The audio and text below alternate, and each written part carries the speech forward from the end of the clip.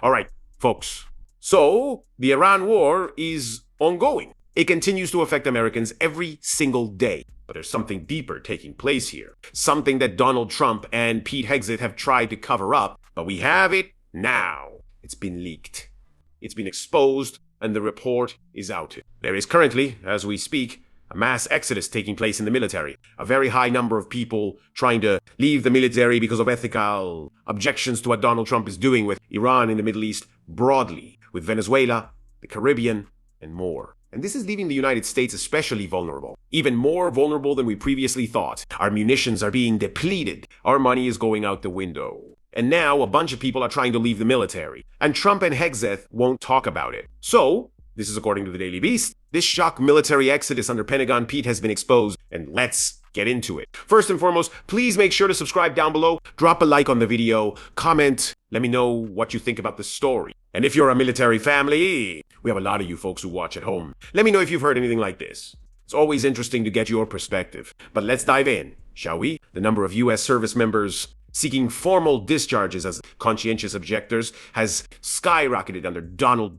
Trump and Pete Hegseth over legal and ethical concerns about the Trump administration's deadly attacks abroad. Nearly 6 months into Donald Trump's war with Iran, thousands of civilians have been killed. And civilian infrastructure, including bridges, railways, telecommunication sites, and water facilities have been destroyed over the past year. The administration has also bombed 67 small vessels in the Caribbean and Eastern Pacific, killing 223 people whom the administration has accused of narco-terrorism without providing evidence. And that's a story that has kind of flown under the radar since it happened. But this is a really good point that all of these vessels have been attacked. Many of them.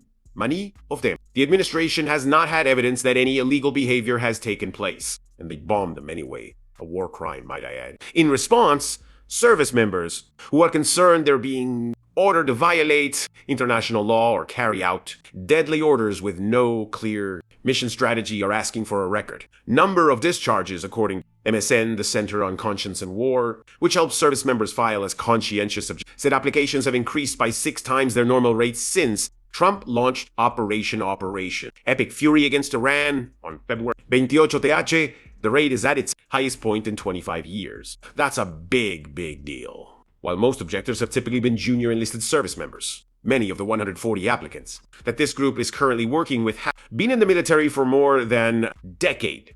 So, these are a lot of them, very experienced military members. They've been there for a while, they've seen some stuff, and this is the final straw. They're seeing what's going on behind the scenes. They're seeing what Donald Trump is doing, and they don't want to be part of it. They believe they're being given illegal orders. They represent all enlisted and officer ranks up to major, and many even attended service academies. Although 80 service members have been killed, and more than 270 wounded since the start of Trump's war with Iran. Most calls are not from service members who fear for their own lives. Rather, they're from people who are, quote, scared of the moral and ethical implications of participating in a war with no rationale or endgame of killing for something that they don't believe in and don't believe is right. That, man, it kind of gives me you know what I mean? That all these people believe they are part of illegal killings. And illegal war, they're seeing it right up and close and personal. I mean, we get reports here and we talk about them on the show, but these are people who are seeing it with their own eyes. Whether it be here in the United States or abroad or whatever it might be, they're seeing it with their own eyes and they're saying, this is worse than you believe. This is worse than you can know. That is kind of scary. The GA hotline at the Quaker. House has also received a spike in inquiries about conscientious objector status with 429 in March and 440 in April. The group is currently working with about 30 applicants compared to about 5 to 10 at any given time before the war. The Daily Beast reached out to the Department of Defense for comment, but of course they have not gotten back to earn a discharge as a conscientious objector. Service members must show a, quote, firm, fixed, sincere, and deeply held moral, religious, or ethical belief opposing their participation in a war. So there's a decently high standard there. But for many of these people, that can easily happen, and it's not surprising that a lot of these folks feel this way, given that this is how Pete has talked about this war, and this is how the Trump administration has talked about the war. No stupid rules of engagement, no nation-building quagmire, no democracy-building exercise, no politically correct wars. Death and destruction from the sky, all day long. We will keep pressing. We will keep pushing, keep advancing, no quarter, no mercy for our enemies.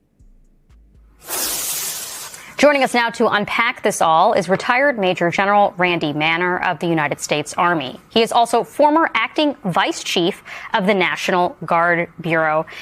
Major Manner, let's start with this rhetoric from Hegseth. This is a guy who publicly defended war criminals before. What do you hear when he says no rules of engagement? First of all, thank you for taking the time, as you did a few minutes ago, to recognize the fallen. Every single military member who is killed or wounded in action, their lives actually impact dozens of their families. So thank you for taking that time. Secondly, I want to be very clear. The words that the Secretary of Defense said are absolutely the words of potential war criminals. Those are the kind of words in terms of no rules of engagement, the idea that no quarter be given.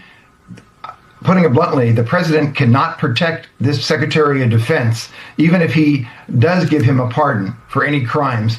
The International War Tribunal will potentially consider this Secretary of Defense for war crimes. Yeah, and they should. I mean, they really should be looking at someone like Pete Hegseth for war crimes, because it seems like he's kind of admitting it and bragging about it. This is an article from CNN talking about that specific phrase that Pete Hegseth used. No quota, which may sound like tough talk, but it would be a war crime. I don't know if Pete Hegseth knows that. I know he just likes to run his mouth, but it would be a war crime. Since the early 1600s, quarter has also meant the act of showing mercy and sparing the life of an adversary who surrenders in battle.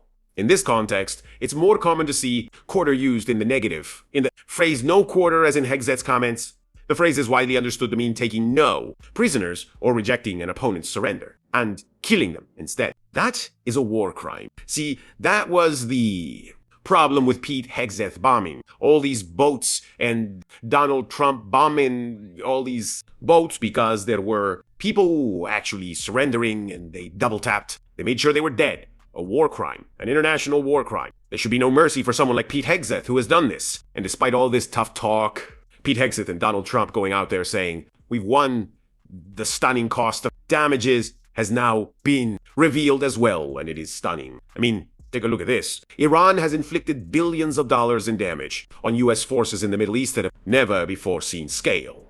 In the latest leak, likely to provide a headache for the poorest Trump administration, for people with knowledge of the situation told NBC News that U.S. intelligence stations around the Middle East have been crippled. This is despite Donald Trump's continued insistence that the United States has destroyed Iran's military might and has essentially won the war already. Intelligence posts and surveillance hardware in the region, some of which is shared with the military and spans a dozen countries, have been depleted by drone and missile strikes. The insiders added that the level of damage is unprecedented, with repair costs soaring into the billions of dollars. So, not only have our munitions been depleted, not only are we spending tens of billions of dollars on this war, but now we have to spend billions more to fix. All of this stuff in the Middle East, an Iranian drone barrage slammed into the CIA station in the Saudi Arabian capital Riyadh. For operatives also targeted a secondary American intelligence facility situated in eastern Iraq, pummeling key intelligence assets early in the conflict. And this is where all these different ships and where our bases are, where training is taking place. It's a good graph. Iran has launched more than 2,000 missiles,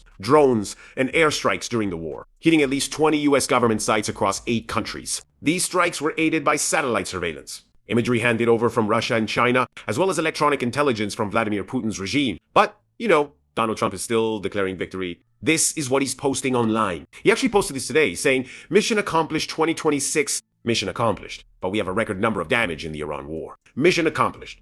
But Americans are still dying and getting injured. Mission accomplished. But there's a mass exodus taking place in the war and in our military because of the war. And look, if mission really was accomplished, then why is Donald Trump telling Al Jazeera that they're not in a hurry to return for Iran talks? I mean, if you still need to talk to Iran, if you're still having negotiations, it sounds like mission is not accomplished. It sounds like, all things considered, things have not gone to plan. But that has not stopped Donald Trump. That has not stopped Pete Hegseth and all. The people around them from claiming victory, from saying that, yeah, they have accomplished everything they wanted to accomplish. They have won the war, Iran is completely depleted and destroyed. And we know that's not true. So, look, I just had to talk about this report. This mass exodus that's taking place. All these people wanting to be conscientious-objection. It is a serious story, and it's something that Trump Hegseth will not talk about. I imagine that if they're asked about this story, they probably won't respond. But it is taking place, and it is concerning. So look, I will leave the video there. Thank you so much for watching. please make sure to subscribe down below. Drop a like on the video. Comment. Let me know what you think about this story. Have an amazing rest of your day, and we will talk soon.